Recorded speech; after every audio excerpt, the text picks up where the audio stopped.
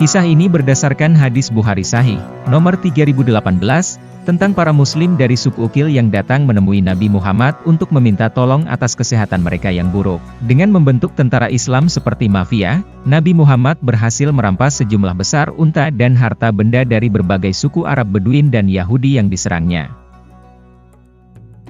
Oh, ingat unta-unta ini?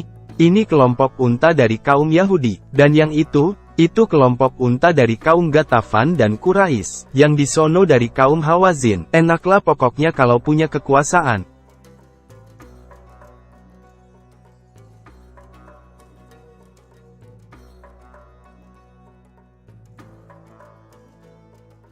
Di tempat lain, terdapat 8 orang dari suku Ukil yang sangat miskin, sakit, dan kelaparan parah sampai mereka mengalami busung lapar.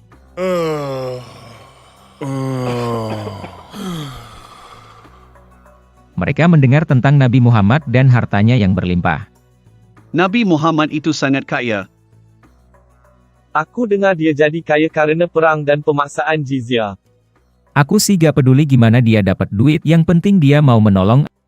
Mari pergi ke Medina untuk menemui Nabi Muhammad. Kuharap dia bersedia menolong kita yang maha melarat ini. Maka mereka pergi ke Medina dengan penuh harapan.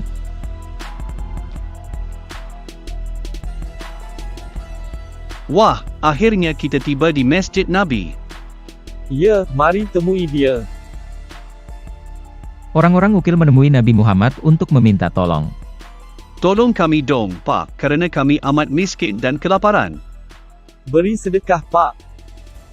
Sebelum aku bisa menolong, kalian harus jadi muslim dulu dengan mengucapkan syahadah. La ilaha illallah, Muhammadur Rasulullah. Tiada ilah selain Allah, dan Muhammad adalah Rasulullah. Bagus, kalian bekerja saja padaku sebagai penjaga unta-untaku. Kalian semua busung lapar karena banyak kuman di lever kalian. Obat ampuh bagi busung lapar adalah minum susu dan kencing unta. Itulah bayaran dan obat bagi kalian. Minum kencing unta. Dibayar dengan susu dan kencing unta saja. Menurut Al-Sirah Al-Halabiyah, bab 3, halaman 185, inilah saran Nabi Muhammad. Iya, minum susu langsung dari puting unta dan kencing langsung dari lubangnya selagi masih hangat. Wah, masa kayak gitu? Nabi Muhammad memerintahkan budak hitamnya yang bernama Yasar untuk membawa 15 unta perah untuk digembalakan orang-orang Ukil. Yasar, kamu harus awasi mereka terus, ya? Iya, Nabi.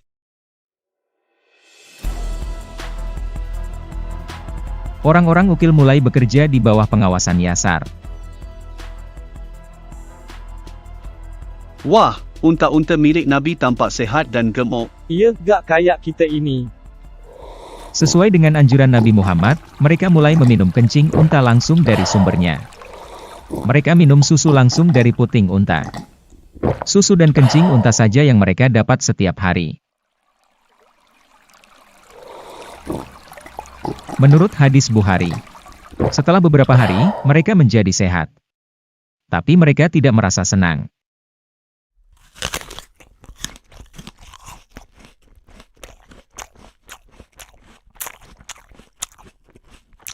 Kita kerja di gurun pasir panas, tapi yang kita dapatkan hanyalah kencing dan susu unta saja. Muhammad itu memperalat kita, tapi apa sih yang bisa diharapkan dari pedagang budak seperti dia? Kita harus balas dendam. Lalu mereka membunuh Yasar.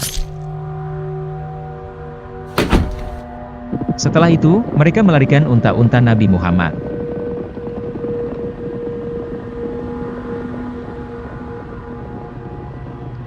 Ketika mengetahui hal itu, Nabi Muhammad sangat marah. Dia memerintahkan Qurs Ibnu Jabar untuk menangkap orang-orang Ukil. Ibnu Jabar, bawa 20 tentara. Tangkap mereka hidup-hidup. Baik, Rasulullah.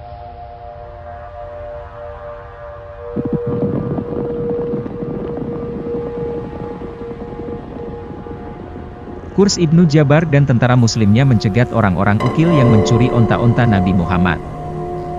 Berhenti. Orang-orang Ukil dibawa ke hadapan Nabi Muhammad. Bawa mereka ke Al-Hara dan kumpulkan masyarakat muslim di sana. Baik, Rasulullah. Al-Hara adalah daerah berbatuan yang sangat panas di Medina. Potong tangan dan kaki mereka secara bersilangan. Perintah itu dilaksanakan dengan cepat.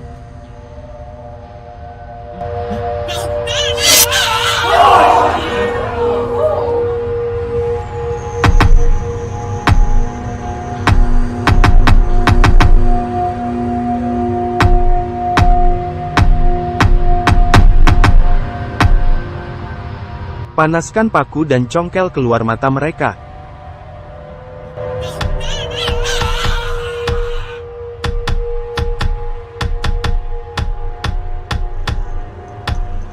Aduh, haus, minta air dong. Mati aja lo. Setelah itu mereka dibiarkan mati kepanasan di gurun pasir. Setelah mereka mati, Nabi Muhammad menyampaikan ayat seram.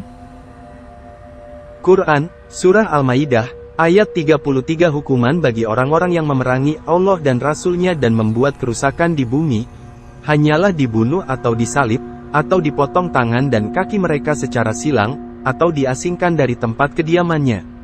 Yang demikian itu kehinaan bagi mereka di dunia, dan di akhirat mereka mendapat azab yang besar. Orang-orang ukil dibunuh karena mencuri unta-unta Nabi. Tapi Nabi sendiri merampok unta-unta itu dari masyarakat non-muslim. Lihat hadis berikut. Sahih Bukhari, nomor 3134, disampaikan oleh Nafi dari Ibnu Umar. Rasul Allah mengirim Saria ke Najd. Dan Abdullah bin Umar terdapat di Saria itu. Mereka mendapatkan sejumlah besar unta sebagai jarahan perang. Jatah setiap muslim adalah 11 atau 12 unta, dan setiap orang lalu mendapat tambahan seekor unta. Pada perampokan di Karkarat Al-Qud terhadap suku Ghatafan dan Banu Sulaiman, Nabi Muhammad mendapatkan 500 ekor unta sebagai jarahan dan dia membagi-bagikannya di antara tentara muslim, dan dia mengambil jatah 1/5 bagi dirinya, sesuai dengan aturan Islam. Berapakah harga seekor unta? Mungkin sekitar 8 juta rupiah seekor. Dengan begitu, harga harta rampokan adalah sekitar 4 miliar rupiah. Ini berarti dari perampokan ini, Nabi mendapat 100 ekor unta atau 800 juta rupiah. Pembantaian Yahudi Banu Quraiza, semua barang dan harta milik kaum Yahudi B. Quraiza, unta dan ternak mereka semuanya dibawa sebagai rampasan perang untuk dibagikan kepada kaum muslim. Perampokan terhadap Al-Qurata di Dariyah, dipimpin oleh Muhammad ibnu Maslama, jumlah harta jarahan besar sekali, 150 unta, yang harganya sekitar 1,2 miliar rupiah. Dan 3.000 kambing, yang harganya sekitar 3 miliar rupiah, ditambah barang rumah tangga, tidak disebut berapa jumlahnya, mungkin sekitar 800 juta rupiah. Muhammad ibnu Maslamah terus-menerus melakukan penjarahan selama 19 hari, lalu dia kembali ke Madinah dengan harta jarahan. Nabi Muhammad mengambil jatah humusnya sebanyak 1/5 harta jarahan dan sisanya dibagi-bagikan kepada para pengikutnya. Hadis Bukhari Sahih, nomor 3147, disampaikan oleh Anas bin Malik. Ketika Allah memberkahi Rasul-Nya dengan harta benda milik suku Hawazin sebagai FI atau bagian harta jarahan, dia membagi-bagikan sebagian bagi orang-orang Quraisy. Bahkan sampai diberi 100 ekor unta per orang. Ini merupakan jumlah unta yang sangat besar. Terdapat beberapa ratus orang Quraisy yang ikut dalam perang ini. Nabi Muhammad memberi ribuan unta bagi mereka semua, dan masih ada banyak sisa bagi dirinya sendiri. Begitulah cara Nabi Muhammad mendapat ribuan unta.